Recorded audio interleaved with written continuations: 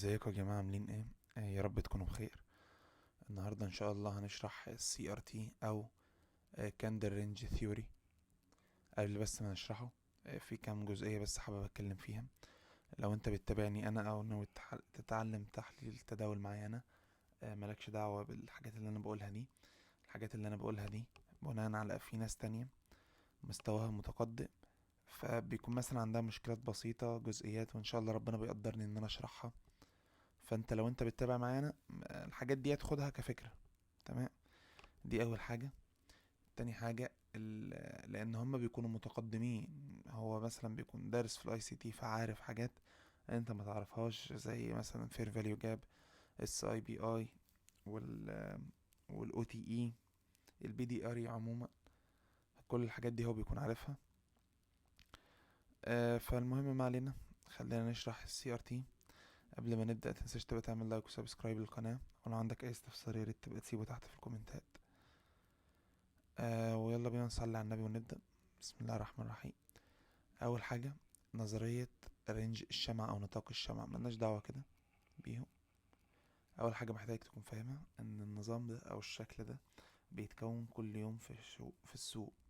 طبعا مش كل يوم معنى الحرف كل يوم، بس على الأقل من 5 أيام تداول ممكن يتكون 3 ل4 أيام. تمام. خلينا نبدأ. بص، عندنا شمعة صاعدة. بص كده هنا ايه اللي حصل. الشمعة الحمراء دي سحبت سيولتها. تمام.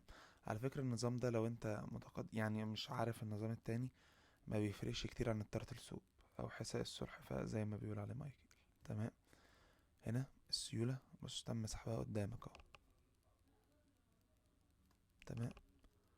وبعد كده الشمعة اللي بعدها جت تكملة وهبطت بقوة وسحبت السيولة دي او كسرت الشمعة اللي قبلها. طيب، عشان نكون متفقين مع بعض، هل هو بيحصل كده لوحده فرداني بدون اي حاجات خارجية معاه؟ اكيد لا. تمام. بيتكون امتى وكل الحاجات دي هنتكلم عنها دلوقتي. بس الفكرة النظام ده ما بيكونش لوحده، بيكون معاه يا اما اوردر بلوك او فير فاليو جاب او او تي اي، اي حاجة من حاجات السوق اللي انت عارفها. تمام، من البي دي ار عموما. حلو. النظام ده بس قبل ما تكون فاهم معايا عشان انت ما تخسرش فلوسك، هتيجي هنا عند الوقت تحت، هتدوس كليك يمين، تايم زون، اساسي تخليه نيويورك -5. تمام. ده مش شرط يكون -5 عندك، بس الاساسي تخليه نيويورك لو انت مش من مصر. تمام. هو -5 عشان عندنا من مصر، ما علينا. خلينا نبتدي. بص هنا كده اه بيحصل الساعة كام؟ الساعة 9. بعد ما انت ما تظبط الوقت معايا هتلاقيه بيحصل من الساعة 9 يا اما الساعة 11. تمام. بص هنا كده الشمعة دي سحبت سيولات الشمعون اللي فاتت وبعد كده نزلت. بس هل ده سي ار تي؟ اقول لحضرتك لا. تمام. طيب، لان احنا بص، هل هم طب بص حاجة تانية برضه عشان تكون الناس تقولها لك. هل هم لازم يبقى التلات شموع قريبين من بعض او التلات شموع ورا بعض؟ في الاغلب بس في حالات بيبقى لا، مش شرط التلاتة ورا بعض. تمام. لكن لازم اقولها لك برضه عشان تكون عارف. يوم الجمعة مثلا لو قلنا ان هو ما اتحسبش، هو فعلا ما اتحسبش. خلينا نبص على يوم الخميس. بنبتدي الاول بتحليل فيرم الساعة. يوم الخميس اهو. تمام. ايه اللي حصل عندنا؟ بص كده المنطقة دي منطقة طلعت السعر. تمام. وجت هنا السعر سحب السيولة. وهنا كده بص حصل تشوك عندك او ماركت شيفت. حلو. انزل على فريم 15 دقيقة. بص كده معايا الساعة زي ما احنا ما قلنا 9 اهي. بص كده اللي حصل، السعر كمل في الصعود، صعود صعود برضه. جه هنا نزل ذبذب شوية، بعد كده صعد بقوة وكسر. حلو. ايه اللي حصل عندك؟ والله السعر ساب عندك فير فاليو جاب. جميل جميل. نروح على فريم ال5 دقايق. بص ده اللي على فريم ال5 دقايق. الشمعة دي نلغي ده.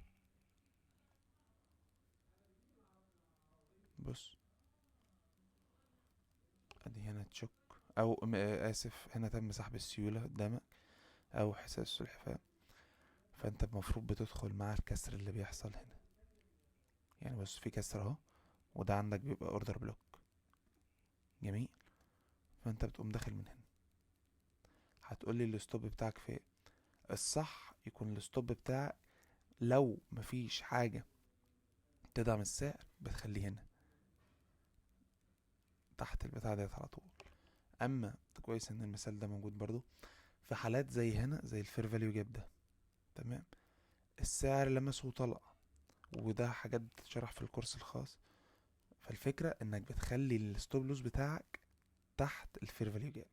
يعني ممكن تخليه هنا تحت الشمعة دي. تمام. الاسباب مش هعرف طبعا اكلمك عنها، ثواني بس هقولها لك. بص هنا، ده جاب اهو. تمام. انا مخليه هنا ليه؟ مش هقدر اقول لك ليه الصراحة، بس يعني لو انت مش قادر انك تشترك في الكورس الخاص، خدها كده كنصيحة من اخ كبير ليك. تمام. هدفك فين؟ بتستهدف سيولة على فريم ال15 دقيقة. يعني انت لو جيت تبص هنا كده،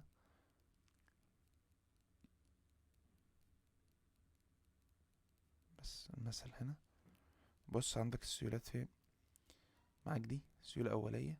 بص كم السيولة المتساوية هنا، ممكن تستهدف النقطة دي معاك، تستهدف الاتنين دول. تمام. بص السعر بعد كده أصلا طار لوحده. انت هنا مش هينفع، يبقى هنا 1 ل1.5. من 1 ل1.5، أقل حاجة تستهدفها 1.5 يا جماعة. بالنسبة لإدارة رأس المال بتاعتك، أنا مش عارف هي طبعا ماشية ازاي، بس بالنسبة لي أنا بتكون أقل حاجة 1.30. دي أقل حاجة. تمام. ده مثال شرحناه كان يوم الخميس. نبص بعد كده على مثال على اليوم اللي قبله على طول، يوم الأربعاء. برضو بنيجي على الساعة 9 ل11. فين الساعة 9؟ الساعة 9 اهي. فين الساعة 11؟ الساعة 11 اهي. ده وقت الكلزون. جميل. طيب احنا دلوقتي على فريم الربع ساعة نعلق على حاجات معينة كده. بص هنا، فير فاليو جاب. حلو. وده اوردر بلوك واضح، لو انت ما خدتوش ارجع اتفرج على القناة هتلاقيه موجود. تمام. فاحنا نحذف دي، ملهاش لازمة. الاوردر بلوك بتاعنا اهو. دخلت على، انت المفروض بتدخل على فريم الدقيقة اما ال5 دقايق. تمام. بس في الاغلب بتخش على فريم الدقيقة. تمام. انا فريم ال5 دقايق لان احنا كان نرجع كتير جامد يعني، وانا مكسل الصراحة. على المهم علينا. بص كده، ده تم سحب السيولة بتاعته. بص على فريم الربع ساعة عشان تشوفها برضه، عشان ما تقوليش ان انا ايه بنحور عليه. بص، سيولة مش اغلاق على فريم ال5 دقايق. ثواني. ايوه. انا بس ليا بان هو قفل تحت النطاق ده اهو. نجيب بقى فريم الدقيقة، لان انت هتشوفها باغلاق كامل. معلش اللاب بيبقى غتت شوية في موضوع الماوس ده. بص هنا، اللي تشك اهو. حلو. طيب انت تدخل ازاي؟ على حسب بقى، ممكن تدخل من اوردر بلوك، من فير فاليو جاب، على حسب. مش هنختلف. المهم لو جينا نحلل، طبعا انت المفروض متعلم مع مايكل، ففاهم ان ده مومنتو. ثواني. او زخم. كل ده، ففاهم ان السعر مش هيرد في الاغلب، او مش هيرد كل ده. فانت بتخش من فير فاليو جاب. بص كده، فير فاليو جاب قدامك اهو. حرفيا كان جزء من نقطة، يعني 0.1 بيب. تمام. فانت حرفيا بتخش من الزيرو، من الزيرو انعكاس برضو، تخش من هنا. بص بقى، موضوع الستوب لوس ده انا ما بقدرش اتكلم معاك فيه ياما، لان دوت زي ما قلت بيبقى في الكورس الخاص بتاع تعليم التداول، مش تعليم التحليل. تمام. فانا عن نفسي هحطه هنا، وانت بقى زي ما انت عايز تحطه حطه مكانه ما انت تحب. تمام. عن نفسي في صفقة زي دي هستهدف من 1 ل1.5 برضو. بستهدف هنا كده 2.5. صفقة حرفيا زيرو انعكاس، قعدت تتذبذب عليك بس كام نقطة، بعد كده جبتهم وجريت. وعلى فكرة انا بالنسبة لي، أنا اوقات الكيد زون لما بتعدي حاجة من اتنين بتحصل: يا اما بجني